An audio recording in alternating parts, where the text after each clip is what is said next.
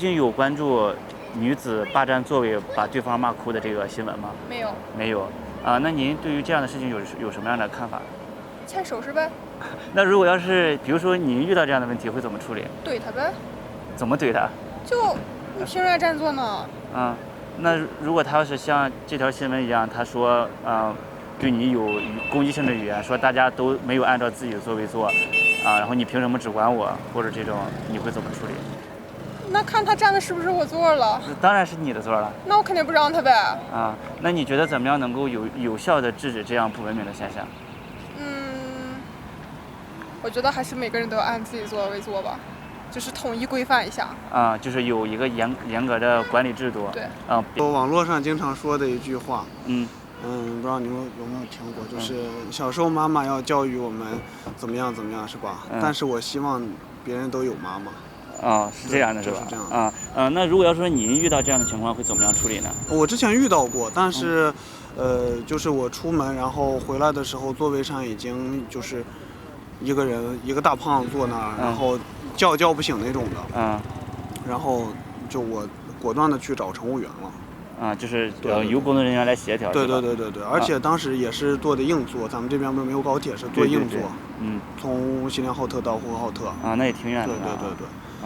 那如果要是您觉得怎样能够有效制止这样的不文明现象？首先得他有个妈妈，对吧？对吧？其次是他的，就不管说这个，还有说什么坏人变老了。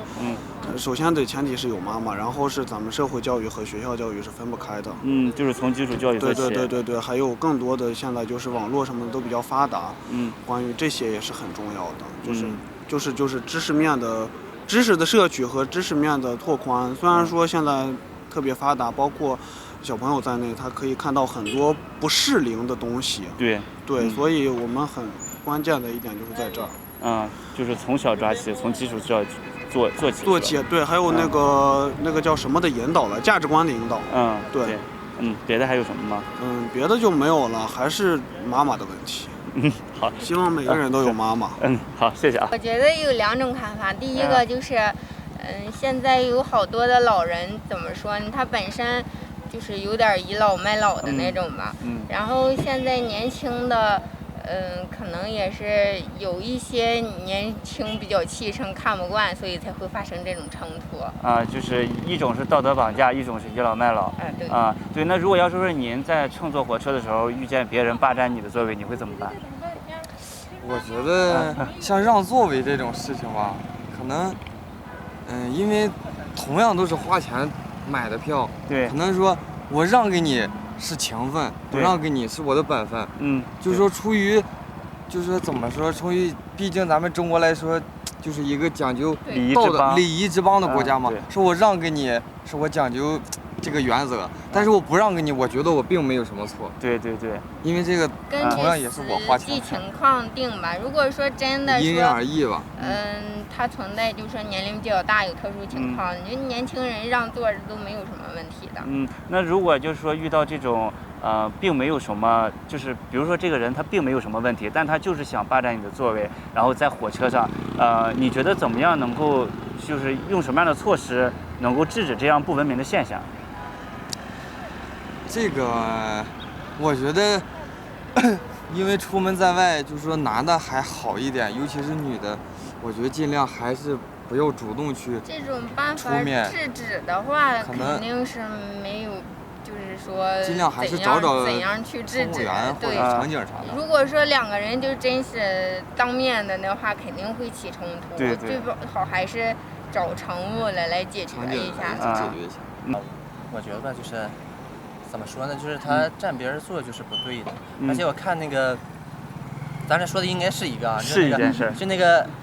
不知道是乘务员还是列车长穿制服那个男的。跟他说。就是没有什么强硬态度。你作为那么一个你在那个职位吧，你既然是出现这种事情，就应该是你负责。但是你在那儿，你既没有起到一个帮助他们和平解决的态度，你也没有一个采取你所在的职位应该采取那个强硬态度去帮他们制止这种行为。也就是说，他这个不知道是乘务员还是他所起到一个带头作用就没有起来。然后还有霸座这个女女的，对，就是我感觉也是不太好，就是这2年感觉这种霸座新闻越来越多了，就是不管是高铁还是什么火车、飞机什么的，越来越多，可能是我也不知道是素质问题，是国民素质，我感觉国民素质应该挺高的吧，现在发展越来越好了，但是总是出现这种问题，我也不知道为什么。也不知道是因为什么坏人变老了还是什么的，我感觉应该不会吧，整体也是好的。这种应该在各种层次上应该加强一下宣传，就是不要说，现在大多数咱们看的新闻都是哪个明星怎么样了，这个明星结婚了，这个明星离婚了，这个明星怀孕了什么的。我觉得应该在这种就是个人一些品德方面加强一些宣传。我看现在其实做的也挺好的，就是各种抖音上各种官方账号也上线了，就还是加强一下处罚的力度，加强一下宣传的力度，不要说你就霸座了就霸座了，给他一个什么处罚啥的，你这么干了把人骂哭了，而且多恶劣，感觉这种可以写入一些什么。不应该说写入刑法吧，普通一些普通民事法的话，应该有一些责任，说你霸座了什么，经过几次劝阻不听什么的。处以多少日的行政拘留或者罚款，还有就是终身拉入黑名单什么的。对，扰乱公共治安这一类的，对吧？那